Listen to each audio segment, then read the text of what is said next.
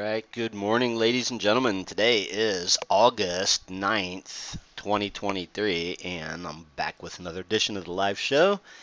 And a lot going on, but a lot going on tomorrow.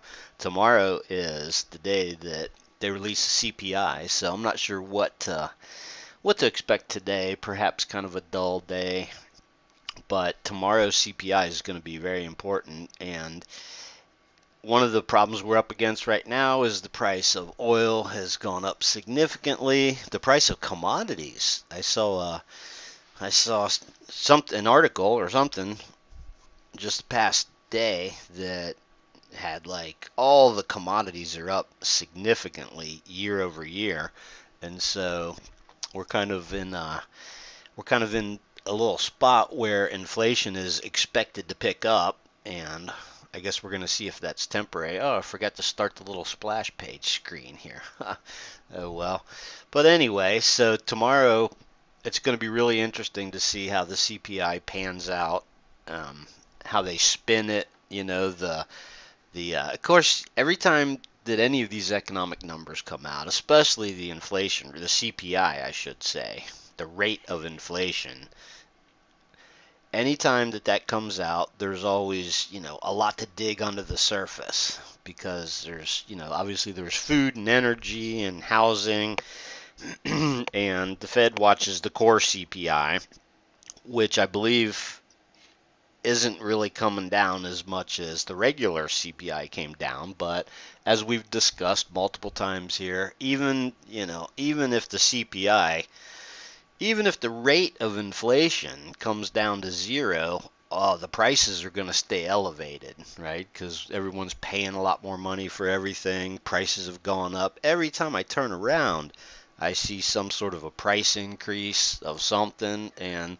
funny thing is that at the grocery store, I've noticed that just recently went to the grocery store a couple times recently, and I guess I hadn't been in a couple weeks, but I swear the prices have gone up even more.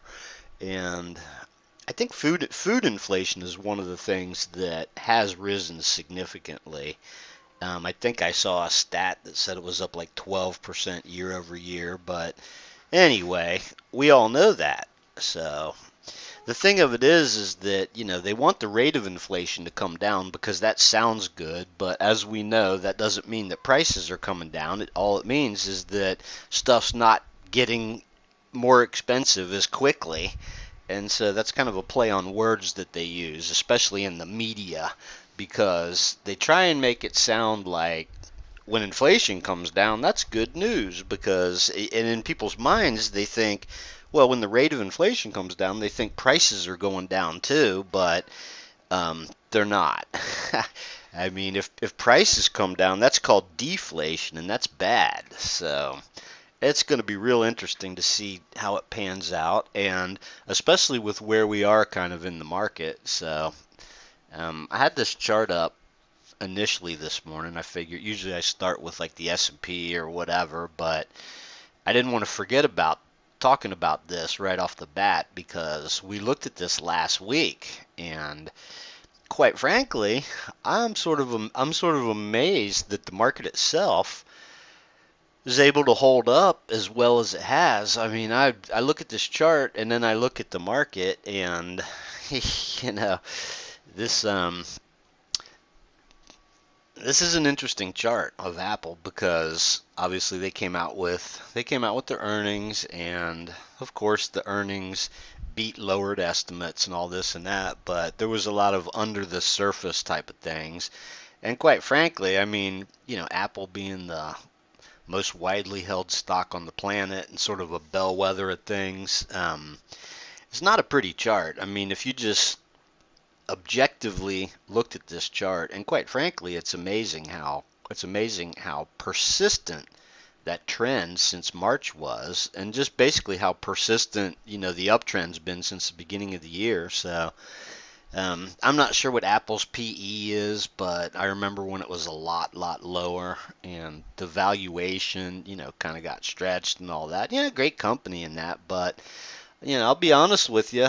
Um, there's lots that I'm not going to talk about Apple much, but I'll just throw this out there is I had an iPhone 4, I had an iPhone 6, and I have an iPhone 11, right? And so the upgrade cycle for, I would say, most normal people, especially me, is not, getting a new phone every time they come out with one.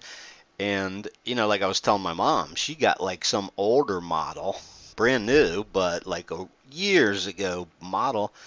And I was like, they all have the same icons on them. They all run the same software and operating system. And so, the whatever features they put in are not really, I mean, it's been a long time since the cameras, yeah, my iPhone 11 Pro or whatever, the camera on it, shows every speck of dust on every picture I take, and I've taken pictures where I kind of wish, for the old days with my iPhone 6, where the pictures, didn't show every single little flaw.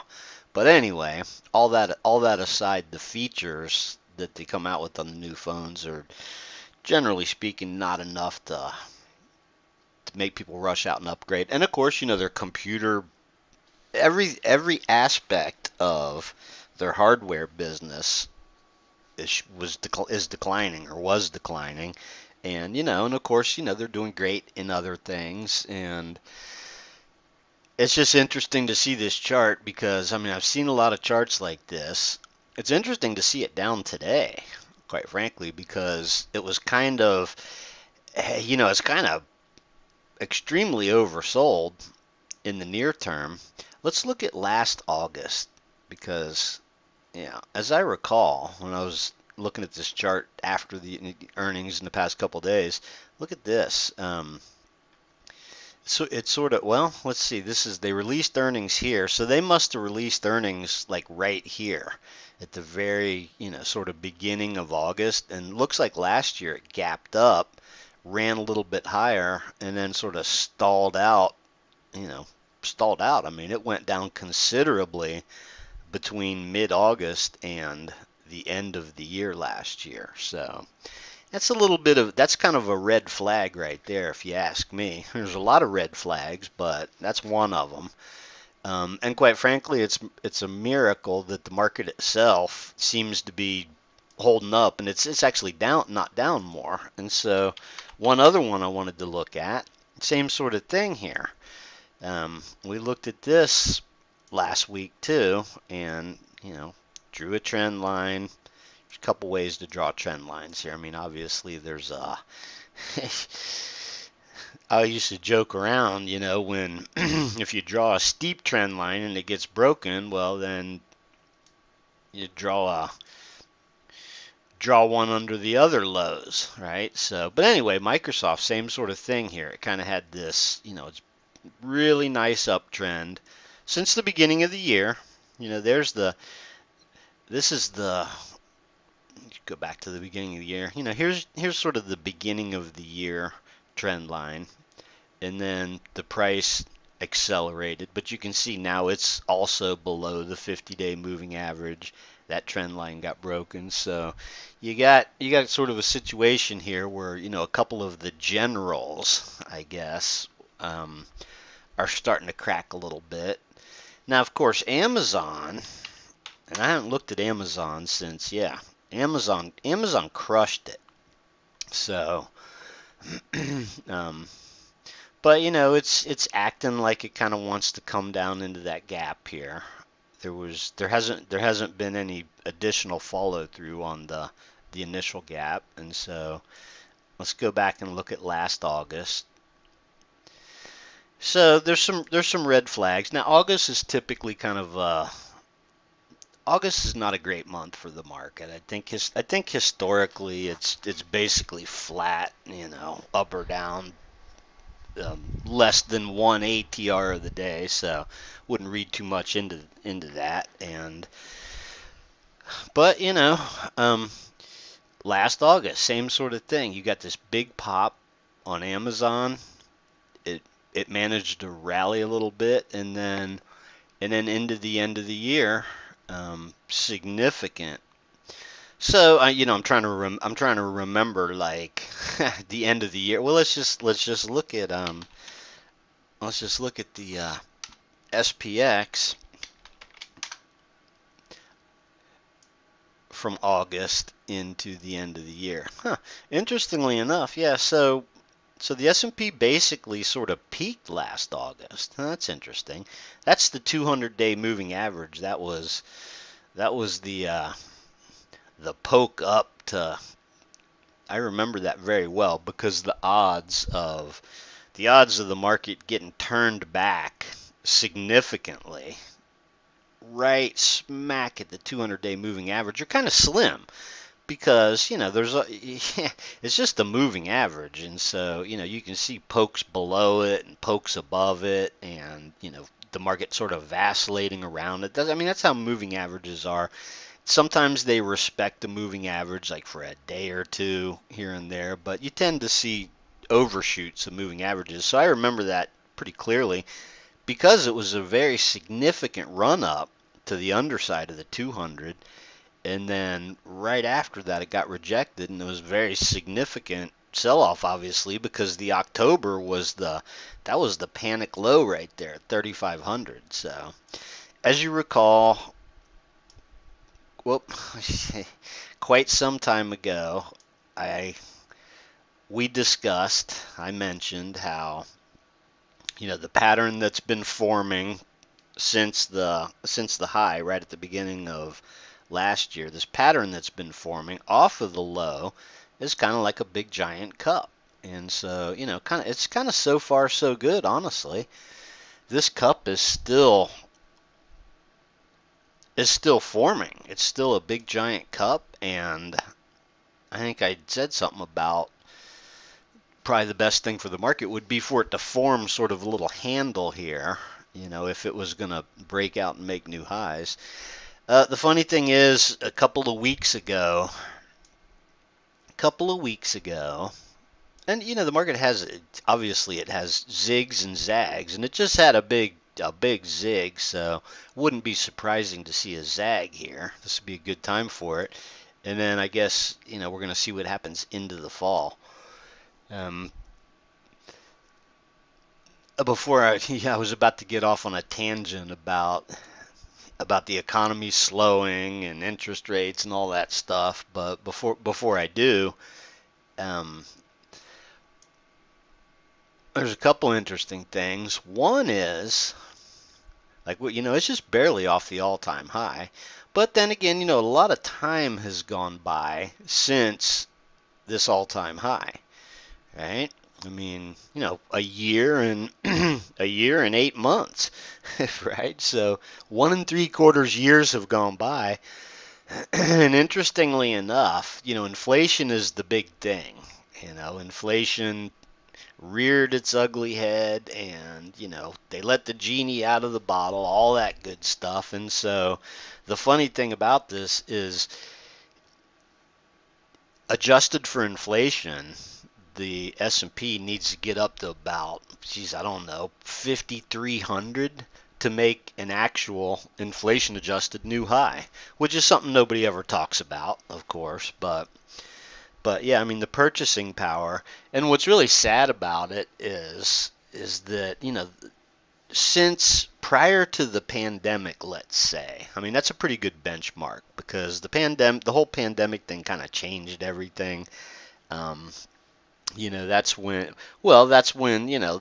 they created all that, the Fed created all that additional money. That's when they did all the stimulus. They lowered rates to zero. And so that was that was an historic moment and kind of changed everything. But generally speaking, I'm seeing a lot of people say that, prices are up, since pre-pandemic, the price of stuff is up, 30 to 50%, if not, a lot of stuff has doubled. Prices at the grocery store, a lot of prices on certain things, seem like they've almost doubled over the past few years. And so, if you take the low end of that and just say, hey, price of, general stuff, and of course, home prices, that's a whole nother conversation, but that kind of drives everything too. And the housing market is a whole different conversation I'm not going to get into today. But anyway, what I was about to say is this little dip that we've seen here in the S&P. Boy, these charts can just drive me mad sometimes. Um, the little dip that we've seen here in the S&P, based on what Apple and Microsoft look like, and I guess obviously if we went around to a few of the other generals, they must be sort of holding things together. But I'm kind of surprised that we're not down a little bit more. Here's one of the interesting things, though. Zoom in a little bit more. This particular, we talked about this last week, this particular outside reversal bar, any technical analysis book, I mean, and that's also, it's after a big run up, if it was a candlestick chart, I'd be calling it, a bearish engulfing candle, outside reversal bar, however you want to characterize it, is typically, a sign of a short-term reversal and or, a reversal period. But amazingly enough, the very next day the market gapped up, and there was a few like inside days here, and then obviously we see what's happened. So I have another chart with a 20-day moving average, and 20-day moving average is kind of it follows real close to the price, but prior to this, it hadn't even touched the 20-day for a while. So now it's touched the 20-day. The 50-day is rising pretty quick. So the most amazing thing is the S&P hasn't closed below this 50-day moving average since back in March here, right? And there was a few of these little test bars that got really close to it. So that's kind of with the 50-day rising, and barring any like sort of crazy move tomorrow from the CPI release. And actually I think that tomorrow's probably going to be, you would expect it to be an exaggerated day. Like one of two things is going to happen. The dip buyers, if the CPI comes in better than expected, and of course it's all about the reaction to it.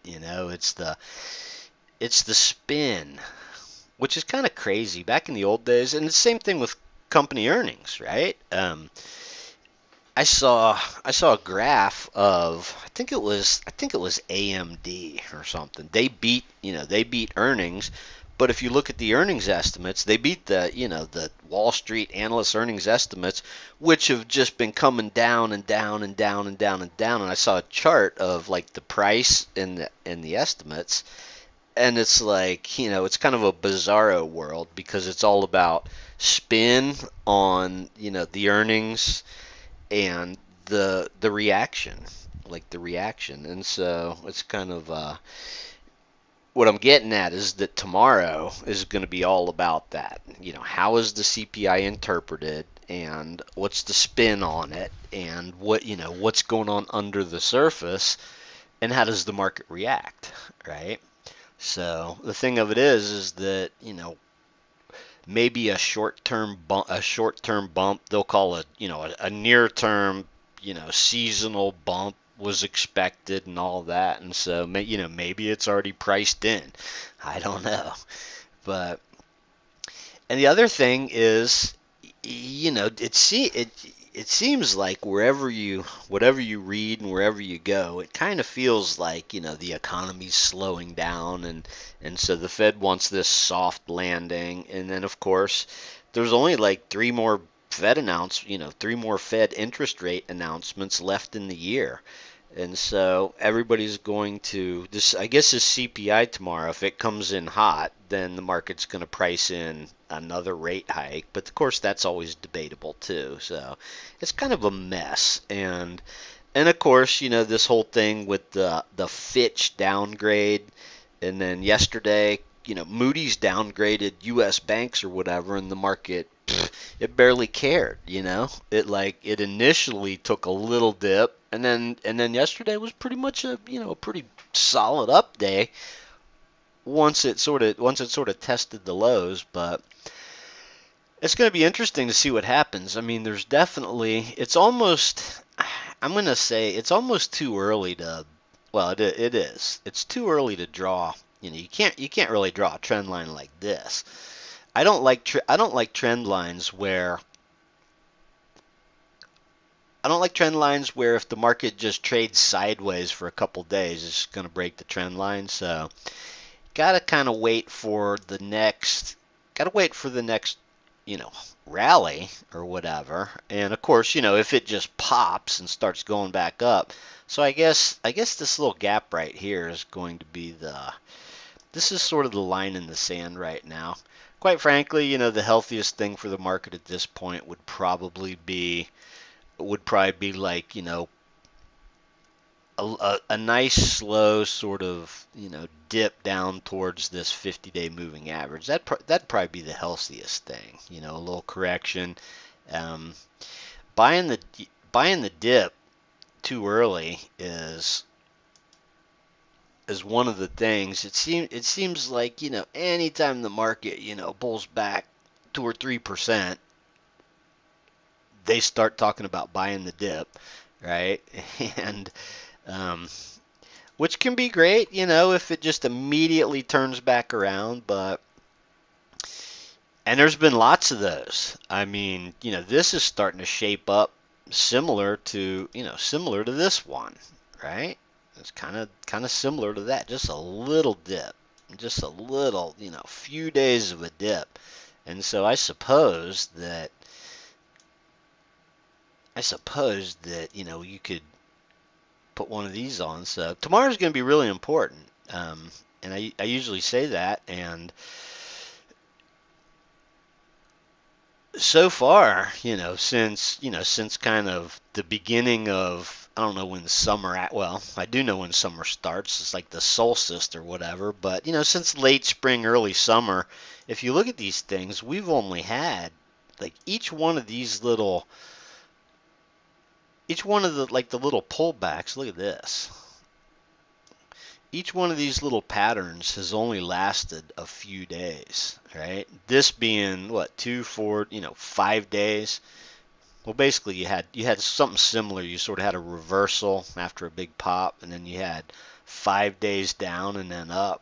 And so, we're working on our 6th day here. So tomorrow's going to be, assuming that we get some sort of a reaction to it, to whatever the CPI number is.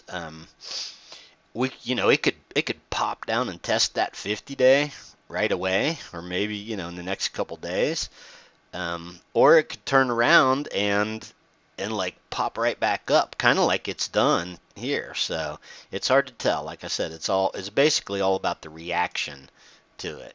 And so, kind of the interesting thing. Let's look at the Qs real quick. Interestingly enough, I mean, obviously the tech stocks go back to I'm starting to go back to the beginning of the year here. So it's been it's astounding year so far for the tech stocks and mega cap tech stocks, right? But hey, look at this. Finding some support right on the 50-day, which you got to go back to March, last time the tech stocks tested the 50-day. And then again, this is actually, the Qs are actually setting up with a pretty nice pattern here. So I think on the S&P, you can't really draw like sort of a good overhead resistance trend line, but on the Qs you can. So it's kind of an interesting pattern here. Thing about trend lines, like there's a trend line that got broken, right? But it's a little bit harder to draw a trend line on the Qs, just because it's been such an amazing sort of rally. But There's all sorts of different ways you can draw trend lines on here, but to me, that one looks pretty good.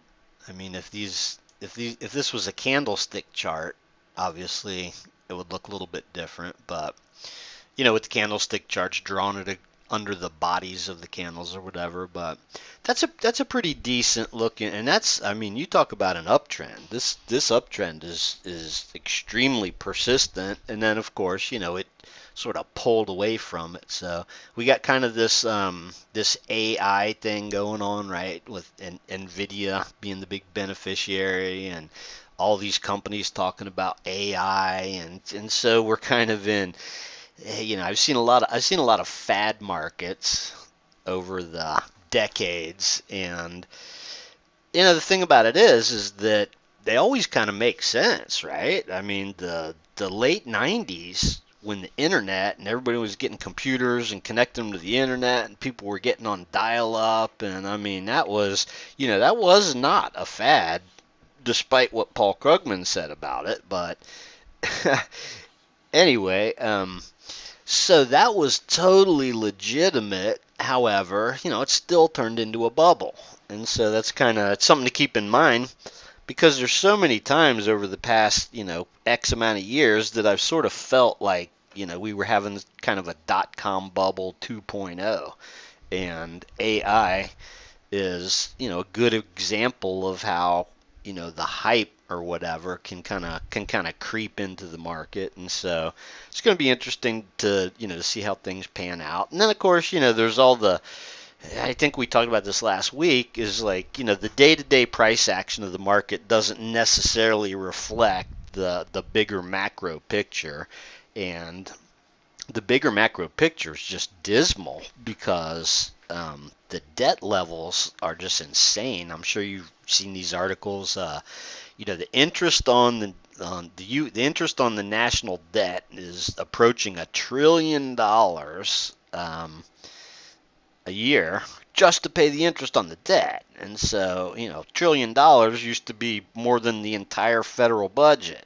So it's kind of a slow motion train wreck, and the higher interest rates obviously are contributing to that. And so the Fed's really, yeah, I mean, the Fed kind of, it's pretty clear. I mean, I remember this from, economics in college, that basically, because, history repeat, it doesn't always repeat, but it rhymes. And so, the gist of it is that when governments, increase the money supply, that that's basically inflation. The old school definition of inflation was an increase in the money supply. Prices going up is the result of that, and everybody already knew that. And it's like a law of physics. It's an economic law that when governments print money, that results in the prices going up. And so all these PhD economists at the Fed pretended that they could, and because of the pandemic, of course, I mean, here's the thing: is obviously everybody knows this. The price of everything, the price of cost of living, has been rising my entire life. Right? Prices keep rising, and of course, there's always these little things that they like to say. Well, the price of TVs have gone down. So productivity does play into that, but in essence, the price of everything keeps going up, and they keep, creating more and more money. The money supply increases, and so, what I was getting at is the macro picture is kind of a mess, and so it's going to be interesting to see how things play out over the longer term. And so, the Fed has said that we don't even know if they've reached the terminal rate yet, right? So we don't know if the terminal rate for the Fed funds rate is what it is now, like 5.25, 5.5%, or if I think there's some historical precedents for what they call like a second wave of inflation. All right, and so inflation comes down and comes down and comes down, and they think they've got it whipped, And then all of a sudden, kind of like what's happening now, commodity prices turn around, start going up. The big thing's going to be the price of, like I said, oil earlier. Price of gas. The price of gas around here is approaching $4 again. So, and it went up quick. I mean, it went from 3.49 to $4, like in a very short amount of time. And that's something else is that this whole strategic petroleum reserve release and all this stuff since the war over in Ukraine started, that's another conversation we're not going to have. But the macro picture is kind of a mess, and so inflation is probably the worst sort of thing, and the damage has already been done. See, that's what kind of, I'm sorry to be such a Debbie Downer this morning, but obviously, the macro picture doesn't necessarily correlate with the near-term movements of the market. And so a lot of Wall Street firms came out up here at the highs. This is something that's, this is always a warning sign to me. I've seen it so many times over the year. When we got to 4,600, like right around here, literally like the week before this outside reversal day, all the big Wall Street firms started raising their year-end price targets, right? And it's just kind of funny because I've seen that happen so many times. When they start raising their price targets, it typically happens at the end of what was a big run. They have to scramble to sort of keep up with the market. So it was really funny because like this day when this outside reversal day, and I forget which one of them it was, raised their year-end price target to 4,600 while the market was S&P was trading at 4,600. So anyway, not much else to say. I mean, I could talk endlessly about this kind of stuff, but we're going to have to wait and see how the market reacts to the CPI tomorrow. And anybody that thinks they know is just guessing. And so, traders are betting. They're betting on, one or two outcomes. And one is, if this pattern repeats, then the market is going to have, I guess, what you call a positive reaction to the CPI number, and it's going to break above this trend line and fill this little gap here, and then probably charge on its merry way. But like it's done all these other times. I mean, there's 5 spots on the chart where you kind of expected, that the market was going to have a more significant pullback, and it didn't.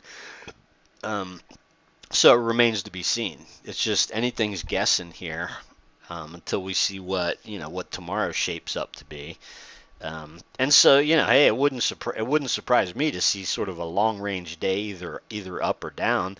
It's entirely possible that if the inflation numbers come in hotter than expected, that you could get one of these like sort of spike downs towards this 50-day. And of course, hey, here we are way up here.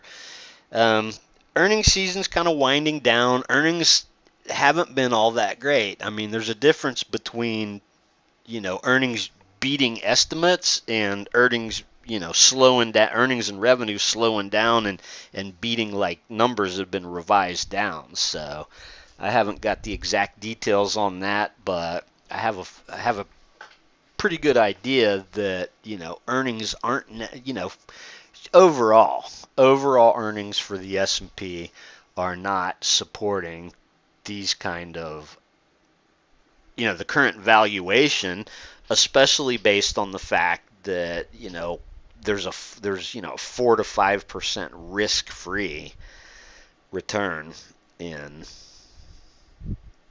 government bonds, treasuries. So anyway, with that said, thanks for tuning in. I will see you here, same time, same place, next week.